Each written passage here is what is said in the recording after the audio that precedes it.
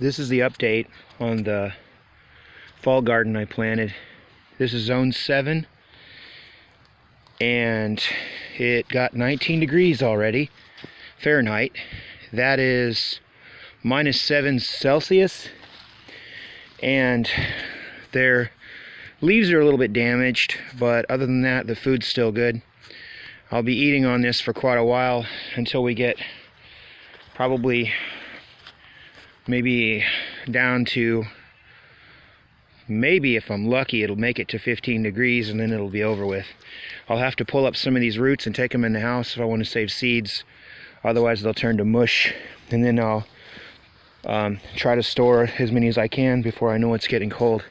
Here's what turnips look like already. See, they're pretty good sized. Got plenty of them. They work really well in zone 7 in the winter. They're pretty hardy. Got a lot of red Russian kale. There's the red Russian kale, and goes on down. And this is a type of kale I call Harris kale because a friend named Harris gave it to me. But this mustard really looks nice, but it's like the least winter hardy. So I'm gonna have to pick that and can it or something pretty quick, or this whole row's goner. I thought I'd lost my red sun shallots, but I now remember I tucked them away in this collard green row. So here's a shallot hiding down here for later. Another one there. They look like grass this time of year.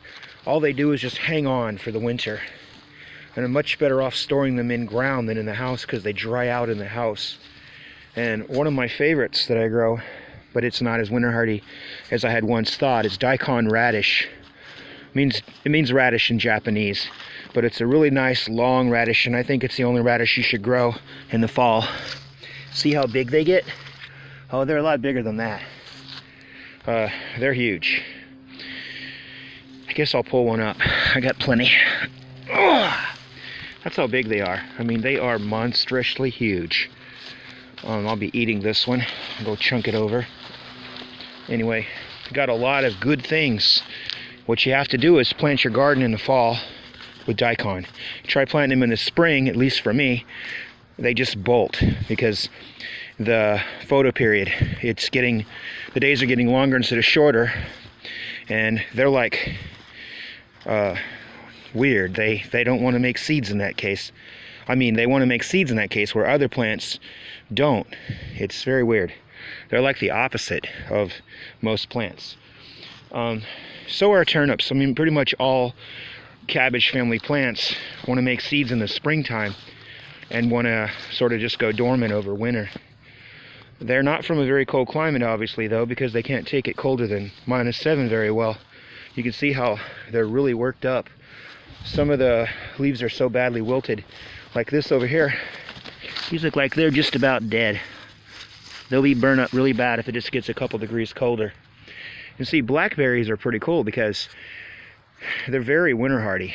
They've never had a problem with zone 7 freezing down, and even at 12 below zero one time they didn't freeze down. And I've got many varieties of these, and their little red leaves are still doing pretty well on these. This is a variety that is my favorite, but I don't know what it is. We call it Papa James. It's the last that I have left because I had a very bad drought this summer. It didn't rain from June 1st until sometime in September. My entire garden was a failure, but of course this fall garden has made up for it. If I'll just get off my lazy butt and do some canning, I could have some greens in a lot of jars. You have to can greens so they won't spoil, because they sure won't last, and you can't just dry them out very well. I guess you could if you wanted to make what they call smoothies or something. But this is my garden, and the deer don't bother my garden much. As you can see, I'm open to the wilderness, and they just don't bother my garden because I don't spray my pastures. So I have all kinds of clover in my pastures and plantain and things that deer like, and honeysuckle vines on my fences, and privet hedges. I've got a lot of privet hedges. Privet is one of the best plants for feeding wildlife because They make little seeds that look like tiny olives all during the winter that birds like turkeys and lots of deer and other animals eat them in the winter. And including horses, goats, and livestock. My pastures still look pretty good, as you can see. I'm ready to move them to a new pasture, but nothing's really growing anymore in the pasture. But I've got a lot of wild onions coming up because they're a winter crop. Fescue grass and orchard grass is growing, just now waking up for winter. And it doesn't grow in the summer. But the horses are still doing just fine and just about to move them. It's been a good year simply because we had rain in the fall. Generally, I've had my droughts in the fall every single year. But this year, and they go along with the summer drought, but this year I had a really bad summer drought and no fall drought. As a matter of fact, today it's very, very beautiful. It's overcast and comfortable, kind of foggy. And what I'm really grateful about is it's about the last day of gun hunting season, so I won't be hearing bullets whizzing past through my land and seeing dead and dying deer flopping around in the creeks that were poorly shot. And bad thing though is bow season starting. I mean, it has been started since September, but bow season won't be over until the end of February, 1st of March. And so I'm not so happy about that, but at least the gun season's over. I can start riding my horses in the forest again without getting shot. I got to worry about that because everybody just shoots whatever moves around here. There's not that much of a punishment for killing people. Last week, a lady was shot just taking a picture in a churchyard, and the guy was most likely hunting the very next morning because he didn't go to jail. Anyway, that's not got anything to do with this. Right here you got lettuce. I just want you to know, romaine lettuce and black-seeded Simpson. Those lettuces are very winter hardy. It's very amazing that they can still have pretty leaves being through 19 degrees 7 below Celsius, 19 Fahrenheit.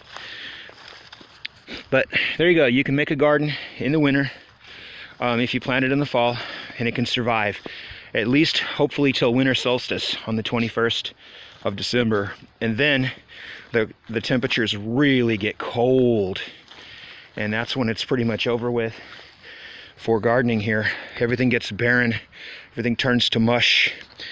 And oh yeah, people want to know about the tea plants. They're very hardy. This is a regular Camellia sinensis tea plant, and you can see it's still holding on to its leaves at 19 degrees. It hasn't dropped them yet.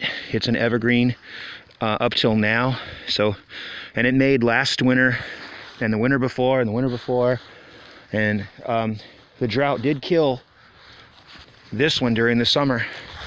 As you can see, I just pulled it up to confirm it's dead.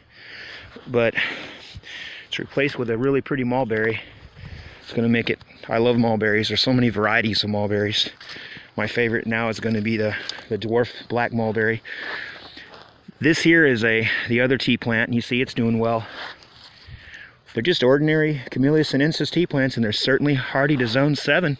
They can tolerate it, as you can see. Like I said, you can watch my videos. I've had these things for at least 3 years. Okay, well, you've seen it. You've seen what I got, so that's enough. Just wanted you to know that the garden is still making it. And also, I didn't cultivate the weeds because I knew that they would help mulch and hold the heat into the soil. And I knew they were all summer weeds. So see, these were all annual summer weeds. And so therefore, I didn't need to worry about cultivating. I just need to let them get frost hit. So they've been hit by the freeze, and now they're no longer a problem. My garden soul food crops are still doing excellent, and now they have nothing to worry about. The weeds are now good for them.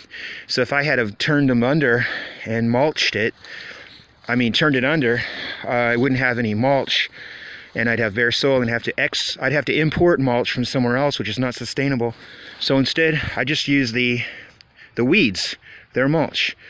As winter sets in, the birds will come and eat the seeds and scratch around.